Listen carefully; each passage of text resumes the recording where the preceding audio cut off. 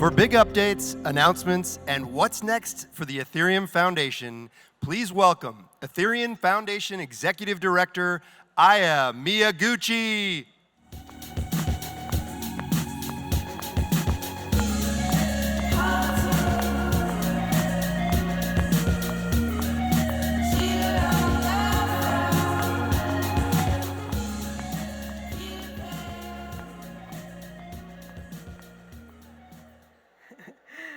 Hello, everyone. It is good to be back to Brooklyn.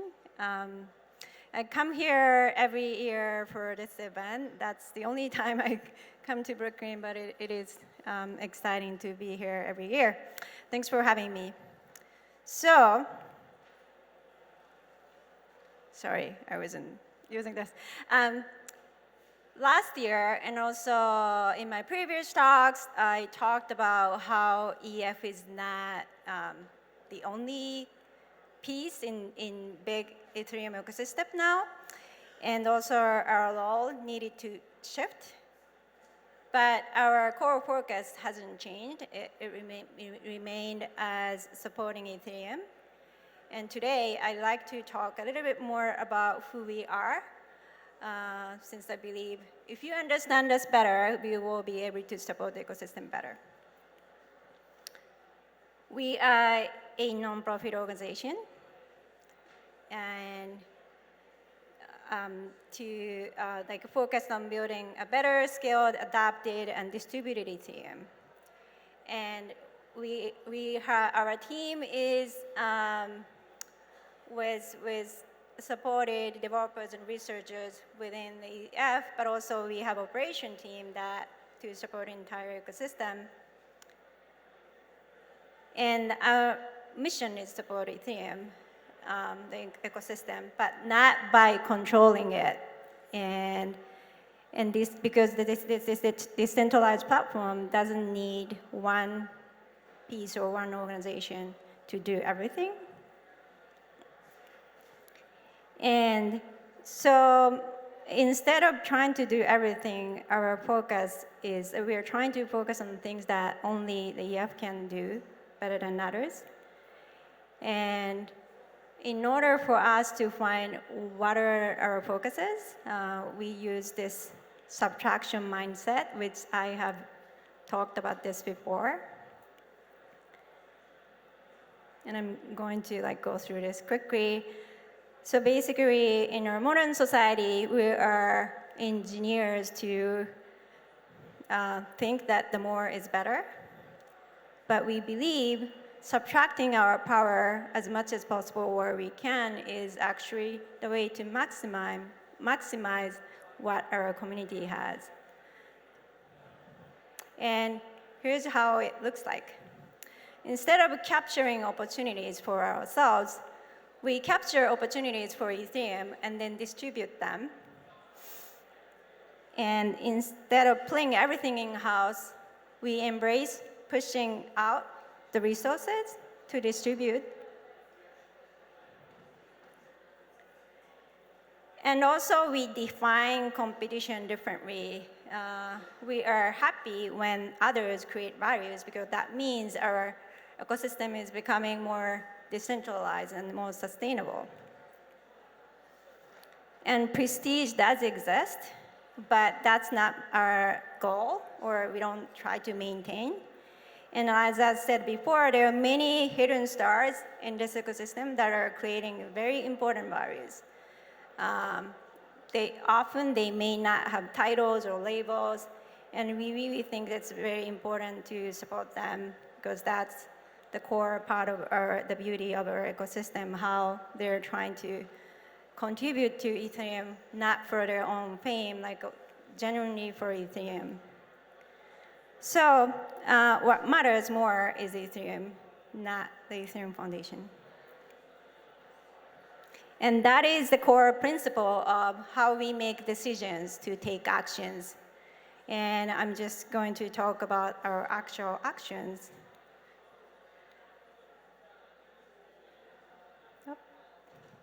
So I'm going to start with the newest news from the grant program, our grant program. this is a list of grantees from our latest wave. I'm going to mention their name quickly here. Raven Sensor Network, for a security sensor network to detect attacks. And Tabuki's gas station network, they built this network for the community, entirely for the community, so that users of the apps do not need ETH gas to start using applications. Statebox for compositional language that enables protocol porting. Plasma Group that you might have heard about them today. This is probably the newest grant that just happened like today. We decided to support them. And Harmony is the ETH 2.0 like client, and L4 for state channel. And some of them are the second time grant winner or grant recipient. That happens when we recognize the needs of like supporting like continuous support. Oh, sorry, I said this won't happen. Can you can you go back one slide, please? Thank you. This is like I was told that I have to shout. So here's how our grant program, current grant program looks like. From application to final decision, it's simple structure, but the theme here, core theme here is we try to decentralize or make the decision making decentralized. So we have community experts for initial evaluation and also do interviews. And the grant program have to think about a lot of things, but these are key criteria when they make decisions or examples of key criteria. How important is the problem that the team is working on? How unique is the solution? And what additional happens after they receive grant, such as signaling or second order effect? And how urgent is the problem? And I will also talk about our like a higher level decisions in what kind of area that we focus to allocate our resources later. And here's some stats and numbers. And you can see grant program is covering the basic fundamental solutions that needed for Ethereum, including scalability, usability, dev experience, security, and so on.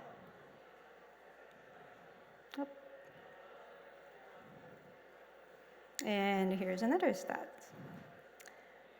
Well, and then we will going to provide more detailed information about the newest grantees, each team, and also these number two.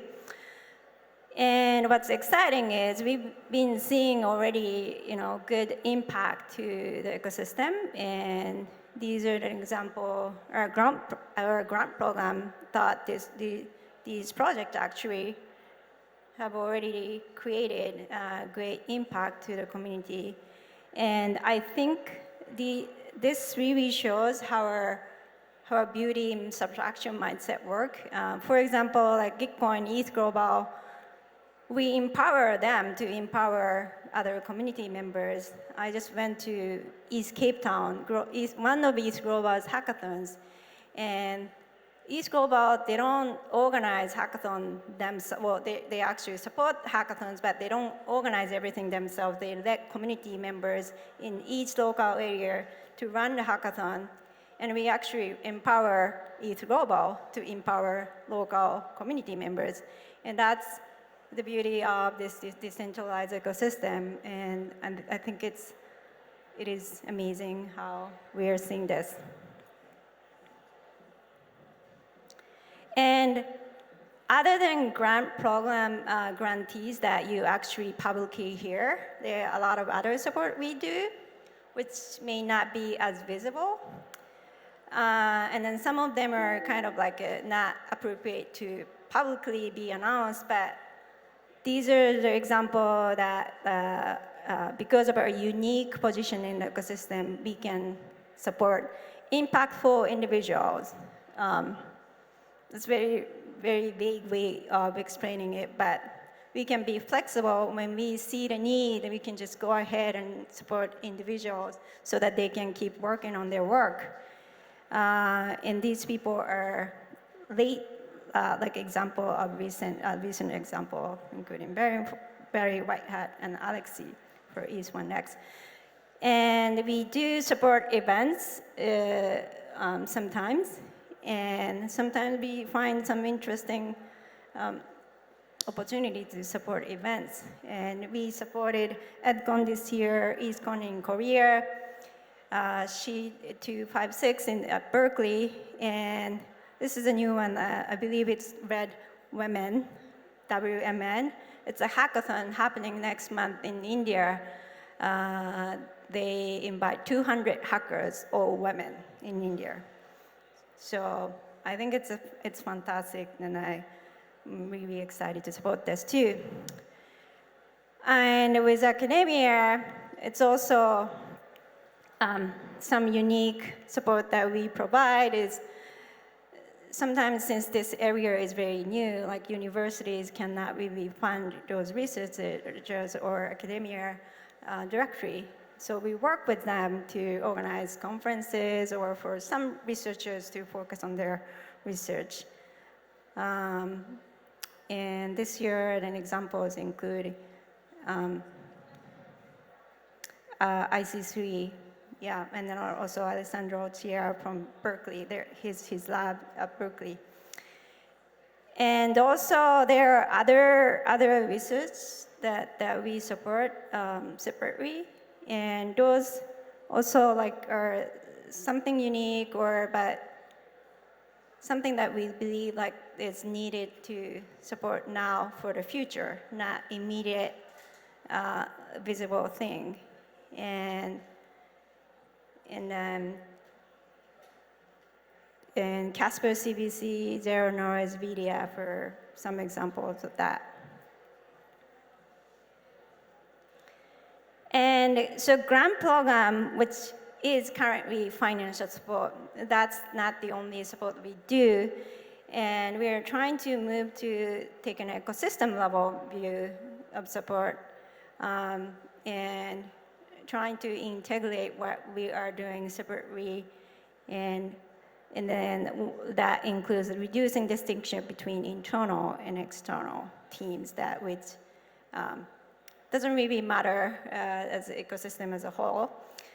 And what matters is how we spend each dollar well. And speaking of spending each dollar, so I'm going to talk about how we allocate our resources, which we don't really talk about this often, but part of our strategy to for us to make decision which area we are putting our resources, and I'd like to share this today.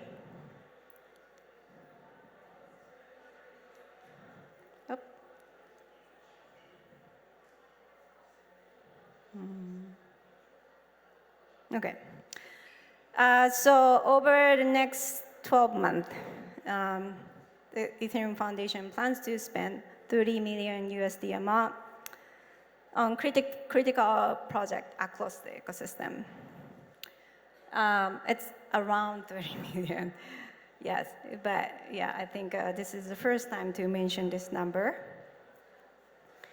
And I like to show you the breakdown, breakdown on the areas that we focus on.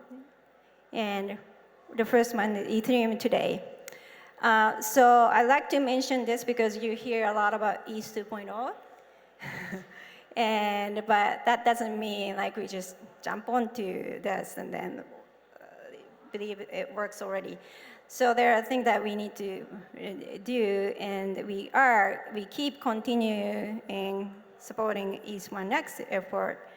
And so this includes that. And then Ethereum tomorrow is that like a critical work to scale Ethereum. And so East 2.0, like a support for clients, research VDF, and layer 2 solutions, state channel, plasma, and all this. And other than core development research support, we do support to bring awareness of Ethereum globally. So this includes supporting events and hackathon, include DevCon that we organize. And the hackathon needs global events and developer education and onboarding. And this is also, we don't really talk about this often, but we have teams, development teams and research teams within the Ethereum Foundation. So that's part of our resource allocation, of course. We continue supporting these teams. And like I said before, cultivating the research ecosystem. So something unique about the modern the community is really this community. A lot of researchers are not from like a conventional academia area. So we are we have a unique position to connect between the existing academic group and also Ethereum community. And that's already happening. And a lot of important solutions are being created there now. And that's also not really visible. And then we try to communicate this better. And of course, now you can use Ethereum, or people are building on Ethereum, like the usability needs to improve, and also we will allocate our resource into this growing Ethereum usage, basically getting more people to use Ethereum. And we do take some ambitious actions, not in a huge way, but we believe this is critical for this ecosystem to embrace experiments, but not randomly. Experiments by talented teams that will create huge value later in Ethereum. And that's something, so that includes fellowship program, research on multi-party computation, zero knowledge, like I said. And also another thing that I think that's announced today is supporting decentralized fund distribution mechanism, which I'm going to talk about it after this. And so that's the resource allocation, how we make decisions. And then we're going to take a look at some specific projects. And the first one is, that I would like to mention is, like I said, we are going to eliminate this external-internal separation, and then we see our development research work to be part of community effort. And we will share updates from team quarterly, at least quarterly. And since I say this now, we have to do it soon. And Ethereum.org website, I don't know how many of you here are aware of this. So this actually is a project that's been wanted for so long. We discussed so much what is the best way to do this. Basically, Ethereum.org should be the website for Ethereum, not for the Ethereum Foundation. And so we decided to open source most of this work. And now it looks little, it may look a little weird or different from like, you could create very fancy looking website today. But the goal is to really have best content, getting feedback from everyone. And then this is a place for anyone. If you're beginners, if you want to learn more about deeper about Ethereum, if you want to use Ethereum, if you want to build things on Ethereum, um, it is a place for anyone to be able to get information. But what's interesting is this is going to be updated regularly, including the design. We are going to collect more design ideas for a while because you can't really update it every day. But contents we are going to update regularly, and you will see this soon. And this is the exciting news that you probably heard today, is the EF also decided to support Morak DAO effort. And I think it's very important for us to, again, support good intention, well-planned experiments. And so EF, the Ethereum Foundation, separately from individual people like Vitalik or Joe Lubin, EF is going to be one of the contributors for Moloch DAO. And we will have contribute 10 votes. And then that's distributed to different people within the Ethereum Foundation.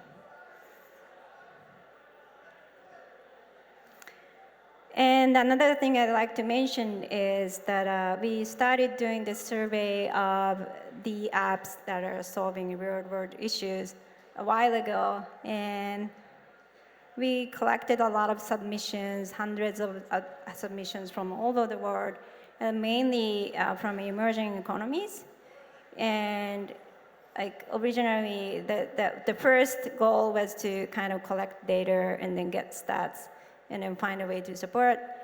And one of the ways that we want to do a little bit more is, since we have amazing people in the community, we like to collect volunteer mentors from the community who like to, basically a lot of projects that are doing amazing job locally, but they need a little bit extra help for them to have better solution or go to the next level. And so this, if you're interested, you can be developer, you can be designer or investor or entrepreneurs. If you think you have something to share, or if you have the passion to work on something like this, I do have, this is the reason why I joined blockchain. So please send us your bio and your passion, and to mentorship@ethereum.org. That's an email address. So please spread the word to other people who might be interested. And lastly, someone is smiling there. So I think I was told she has some news. She is the DevCon unicorn. And so last year, I made an announcement of the location of DevCon here at Ethereal. And so this year, I'm going to do the same thing. This is the first time for me to announce the DevCon location and dates.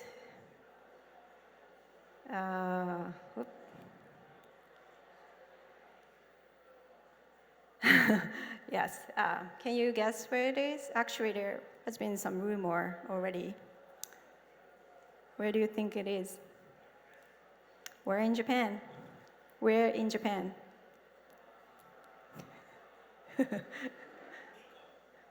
Oh, yeah, that's a good spot.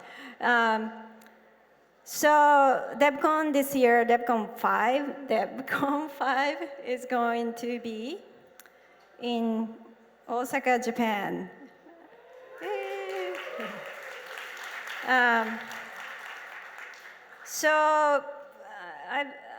I heard some rumors of DevCon Tokyo, which was close, but but